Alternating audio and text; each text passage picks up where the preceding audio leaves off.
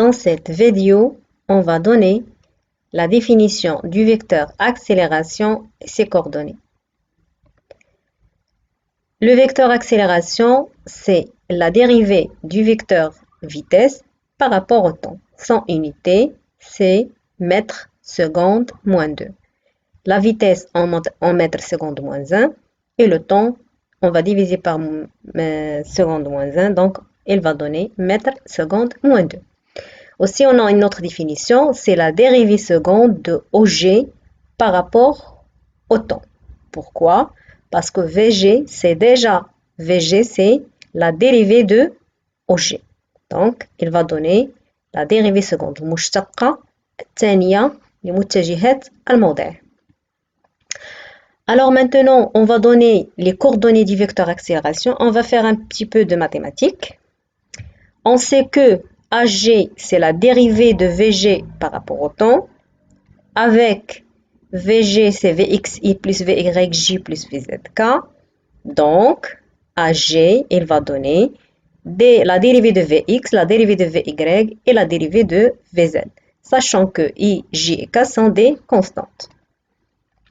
Alors, puisqu'on a dit que AG, c'est la dérivée seconde de OG, on va avoir AG, la dérivée seconde de x au carré, Y, la dérivée seconde de Y, la dérivée seconde de Z. Comment on a pu avoir ça? On sait que OG, c'est XI plus YJ plus ZK.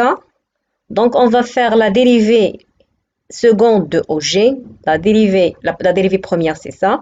Puis, on va faire la dérivée seconde de OG et on obtient d au carré de x. Ça, la dérivée de x, c'est la dérivée au carré de x sur dt, la dérivée au carré de y sur dt, et la dérivée seconde de z sur dt. D'accord? C'est simple. Donc, on aura AG de t égale à x 2 points plus y 2 points plus z 2 points. La notation x 2 points, c'est la dérivée seconde de x par rapport au temps. Y 2 points, de même, c'est la dérivée seconde de y par rapport au temps. Enfin, on aura les coordonnées de AG, c'est AXI plus AYG plus AZ fois K. Alors, donc, on va adopter pour la continuité des autres cours que AG a ses coordonnées AX, AY, AZ. Aussi, on peut le noter V.X, V.Y, V.Z ou bien X2 points, Y2 points, Z2 points. Ce sont tous des notations qui sont correctes. Enfin, on va avoir le module du vecteur accélération.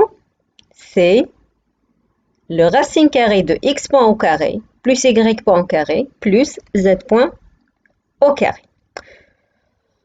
Alors, déjà, on avait le vecteur accélération, les coordonnées des vecteurs accélération dans un repère cartésien. Maintenant, on va voir les coordonnées dans un repère de Freinet. Tout d'abord, on va donner une petite définition du repère de Freinet. Le repère de Freinet, c'est un repère qui est lié au mobile. Alors, on a AG dans le repère de Freinet égale à A tangentiel plus A normal. A tangentiel, c'est la composante tangentielle qui est tangentielle aux trajectoires du mobile, qui fait un mouvement circulaire. Puis A normal qui est normal à A tangentiel. Puis A, c'est la somme des deux vecteurs. Alors, ça, c'est à prendre. A tangentiel, c'est la dérivée du vecteur vitesse par rapport au temps. C'est la composante tangentielle du vecteur accélération. Alors, A tangentiel, il y a le مركبة المماسية. D'accord? Puis après, on a A normal égale à VG au carré. C'est la vitesse du point G divisé par ρ. ρ, c'est le rayon de la trajectoire.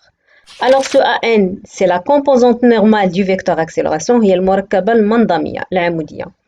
Alors qu'on a ce ρ, c'est le rayon de la courbure de la trajectoire au point N. Si la trajectoire est un cercle, ρ égale à R, rayon de la cercle. Enfin, il y a une petite remarque. pour le produit scalaire A fois V. Alors, le produit scalaire A fois V permet de connaître si le mouvement est retardé ou accéléré. واش الحركة متسارعة أو متباطئة.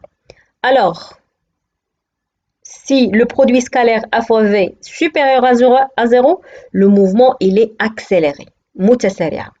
Inférieur à 0, retardé, متباطئة. Égal à 0, mouvement il est uniforme, منتظمة.